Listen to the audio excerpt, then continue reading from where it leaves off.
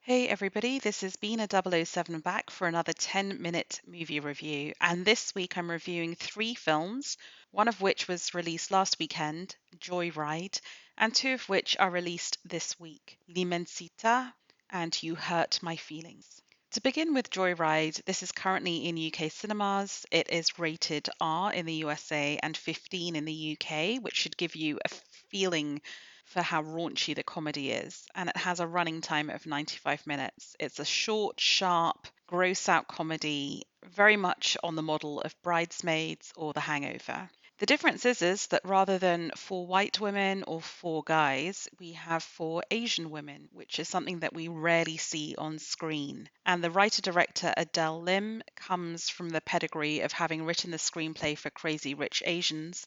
The plot of the film is that four Asian Americans go on holiday to China, have a bunch of sex, take a bunch of drugs, and wrestle with their identities. The comedy is crude, the plotting is very simplistic. It's very much tab A into slot B, as Mark Kermode would say, complete with a third act inevitable falling out amongst the friends and then the final resolution at the end. There is really nothing surprising here at all, despite a twist in the plot near the end.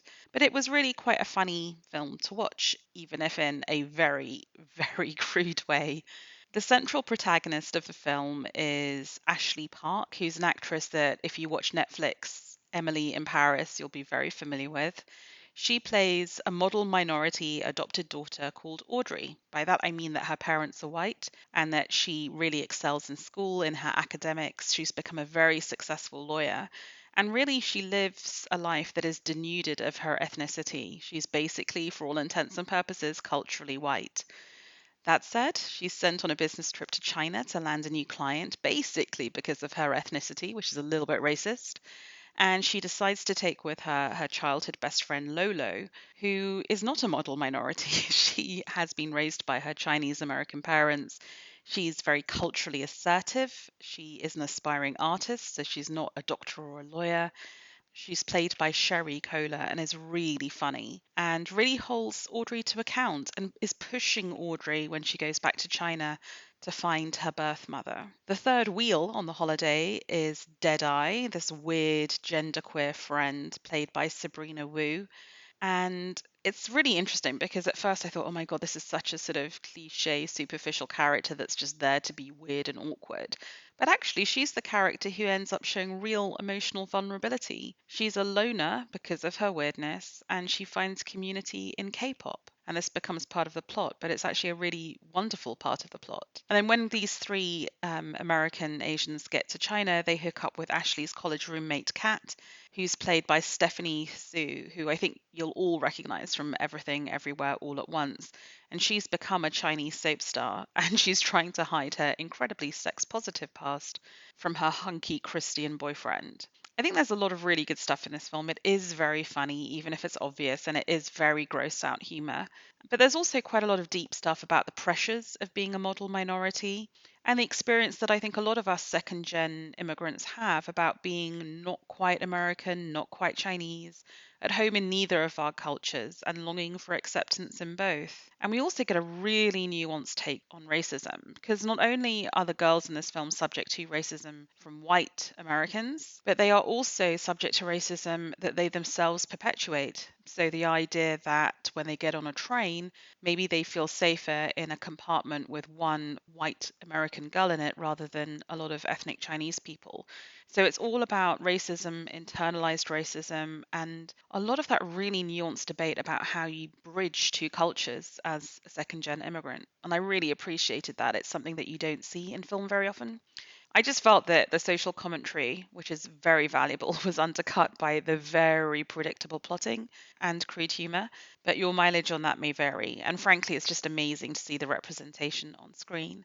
So I'd really encourage you to go watch Joyride. I'm not sure it's entirely a film that needs to be seen in the cinema. I think it would perfectly well be a great DVD and pizza night film on a Friday night with friends. Okay, so the second film under review today is You Hurt My Feelings, which is a film by the indie film director Nicole Holofcener. It played Sundance earlier this year and opened in the United States in May. It's been released in the UK this week on Amazon Prime, so you can actually watch this one at home. So, Enough Said is a sort of classic Nicole Holofcener film, and I think her brand is one of low-key rich white people dramedy. And at times it really gets on my nerve. It's kind of rich people problems comedy. And at times I think it's very moving. I feel that this sort of falls in the middle. Like for me, You Hurt My Feelings is mildly entertaining while also being a giant nothing burger. I didn't hate it. I immediately forgot about it. The movie stars Seinfeld and Veeps, Julia Louis Dreyfus as Beth, who is Kelsey, a rich white person with rich white people problems. Her psychologist husband, Don, who is played by Tobias Menzies, is deeply loving, but one day she overhears him saying that he really doesn't like her new book. And she reacts really childishly. Rather than discuss it with him, she sort of passively aggressively punishes him for something he doesn't even know he did, or that at least that he doesn't know she knows he did it. The moral of the film seems to be that happy relationships involve some measure of deceit and that we should just get on with it. Okay. This is so underplayed and it just felt a little bit meh. So I'm not sure, even though it's just something you can watch at home, I'm not sure I'd even recommend you watching You Hurt My Feelings. That said, it's a quick watch. It has a running time of 93 minutes. It's rated R in the USA and 15 in the UK. On to the third film of the week, and I think this is really tremendous. It's called L'Immensità. So it's an Italian film. It has a running time of 99 minutes. It played Venice 2022 and Sundance 2023. It was released earlier this year in the USA and opens in the UK tomorrow, Friday, the 11th of August.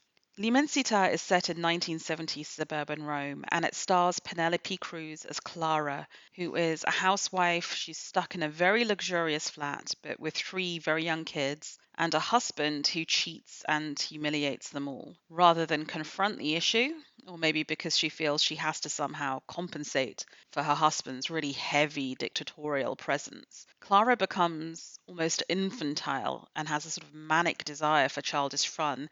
It almost feels at the start of the film like she's one of the children rather than a parent. This desire for an escapism and fantasy is shared by Clara's elder daughter, Adri, who's played by Luana Giuliani. And Adri wants to be a boy, and I think now we would just describe her as being trans. But she spends most of the film just really sullen, silent.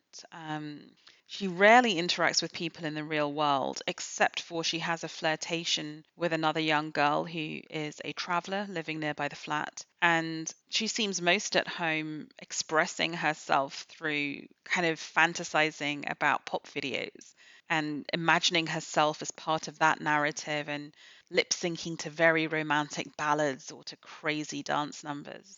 Adri has a younger brother called Gino who is staging a rather more practical real world protest at his parents' horrific marriage. I'll leave you to discover for yourselves what that is. And then there's poor little Diana, the little sister, who is just so young and so gorgeous, and she attempts to make family meals playful. And it feels like a sort of almost radically whimsical act when you see just how oppressive the father is and how deadening the atmosphere is in a flat that really feels like a prison. The question as we watch this film is Clara going to have the ability to confront what's going wrong in her marriage? What is going to happen to her when she is forced to do so? And what happens to the children? At the moment, they're kind of vaguely aware of what's going on in the house. The elder, Adri, is really rebelling against it. They need parental figures rather than the dictator father and the kind of infantile absent mother. So the tension builds and builds. It feels like a very slowly observed suburban drama, but it builds to this really fascinating, intense, powerful climax. For me, L'Immensità is one of the most powerful films I've seen recently, mostly because it's just beautifully acted. There's a real aching beauty in Penelope Cruz's face, especially where you're just observing her as the husband is being oppressive around her, and it's just sort of captured in this still mask she has to wear in front of him. I really want to give a shout out to costume designer Massimo Cantini Parini and hairstylist Ivan Srignesi, who express so much through the state and style of Clara's hair and clothes. They're so expressive of her temperament and the state of mind that she's in. And I also really love Dimitri Capuani's production design. There's something about the way the 70s apartment is built and designed that you almost feel strangled by the 70s shag carpet. It's so good. Ultimately, though, this is Emanuele Crialesi's film. It's deeply personal to the director, who is also a trans man, grew up in 1970s suburban Italy. There is something so authentic, something so delicate, but also angry, this terrible slow building tension that is utterly captivating. And, this is a director who doesn't produce that many films. One of the most affecting films of his that I've seen is the 2006 film Nuovo Mondo, or Golden Door in English, which is a costume drama starring Charlotte Gainsbourg, and I would really recommend that as well. That film and this film, they're both very quietly powerful. And I felt with L'Immensità that when I left the screening, I loved it. I mean, I liked it a lot. But in the days since watching it, I've thought about it more and more, and it feels as though it's really stayed with me. In thinking about it, I've discovered more layers to it. And in a sense, just as the drama was slowly building in its intensity, so has my admiration for this film. So it's going to be hard for you to find it. I think it's going to be in art house cinemas. It may well be on Curzon Home, but it's really, if you can find it, I would really recommend L'Immensità. But with that, whatever you watch this weekend, I hope you really enjoy it. And as always, you can find full written reviews at bina007.com. Thank you for listening.